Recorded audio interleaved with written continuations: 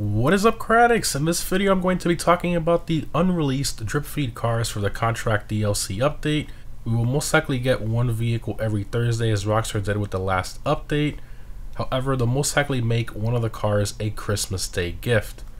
Also, a big shout out to Classique on Twitter for the photos of these cars. I will leave the link to his Twitter in the description. Make sure you guys go follow him.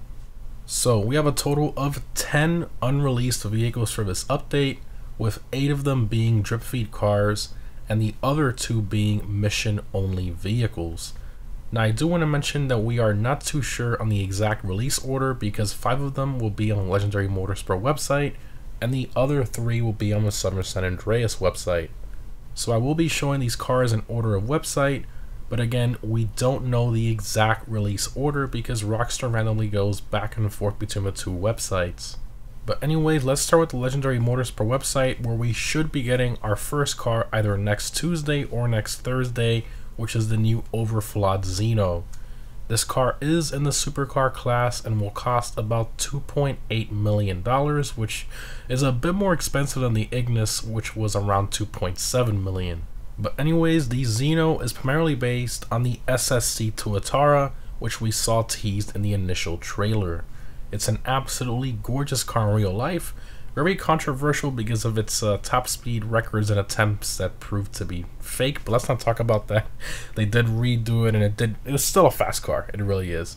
The one in GTA looks absolutely awesome, and I think it's pretty crazy how similar it looks to its real life counterpart, and I love how Rockstar has been doing that lately with their cars and shying away from combining random cars together, which most of the time seems to look very strange. But anyways, moving along, the next Legendary Motorsport car is the Comet S2 Cabriolet.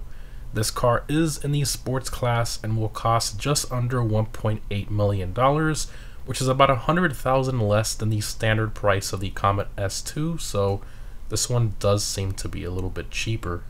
This car is essentially a convertible variant of the Comet S2.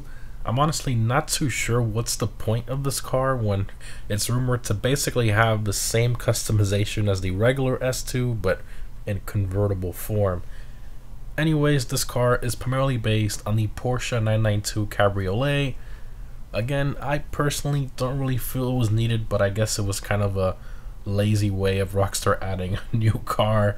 Kind of strange, but I guess for those of you who wanted a convertible Porsche 911, now you have it in game. Moving along, the next Legendary Motorsport vehicle is the Nagasaki Shinobi.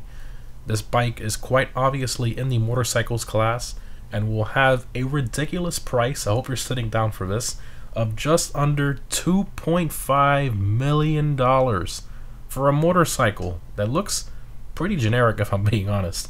I honestly cannot believe that. I mean, at that price, I'm guessing it's probably going to be the new fastest bike, and they're going to make you pay almost $2.5 million for something like that, which is just nuts. If you guys remember the Shotaro motorcycle, that one was about $2.2 million, but, you know, it had some pretty special touches. It was kind of like a Tron theme and all that stuff with the styling, but this bike looks pretty normal and cost almost $2.5 million, which again is kind of crazy.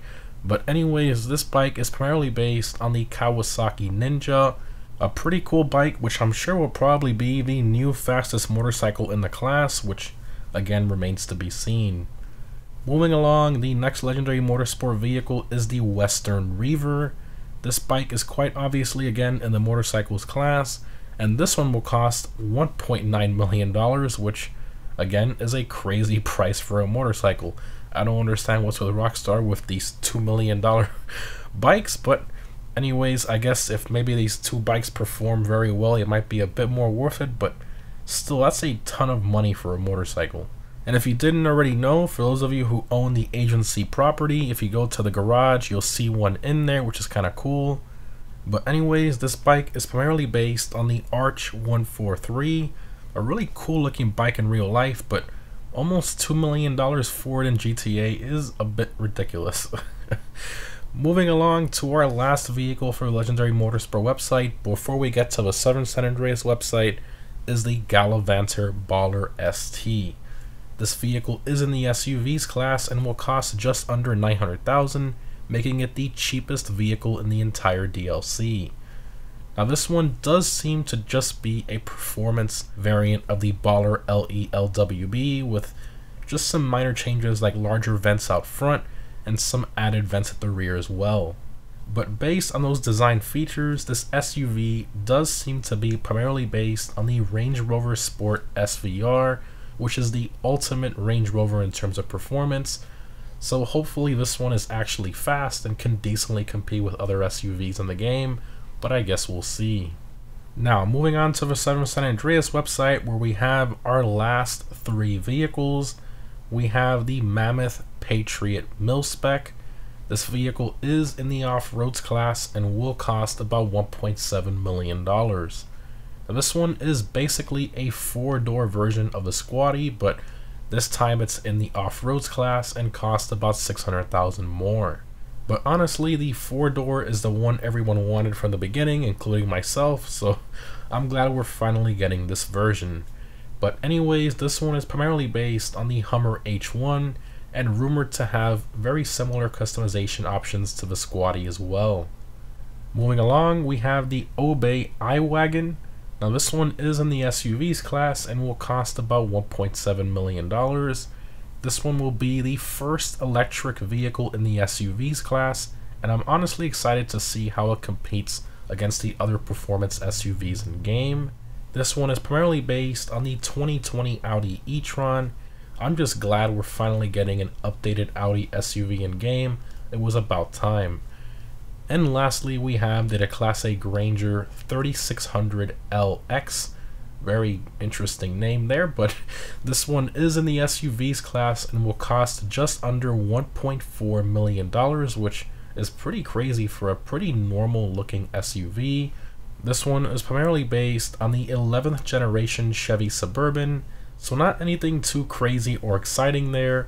I honestly would have preferred if they would have added a new Cavalcade based on the 2021 Escalade, but it's still really nice that we're finally getting an updated Granger.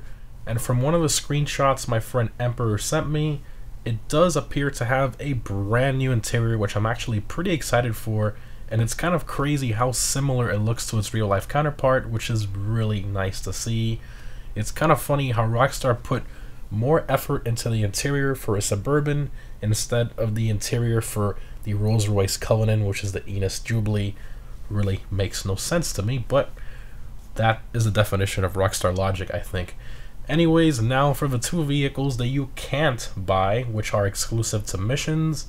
We have a new Maibatsu Mule, which is identical to the mule we already have in game.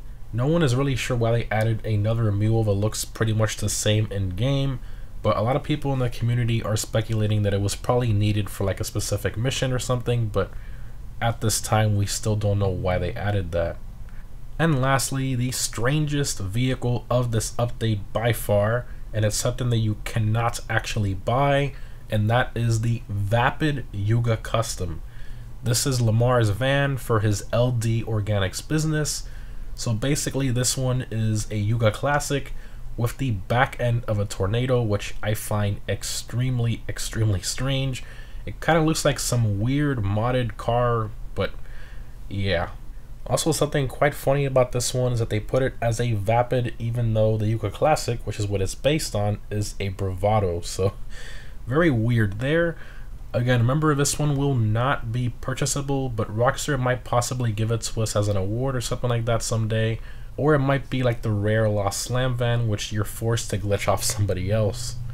But anyways, guys, there you have it. The 8 drip feed vehicles and the 2 mission-only vehicles for the contract DLC. And if Rockstar's release patterns hold true, we should get 1 drip feed vehicle every Thursday.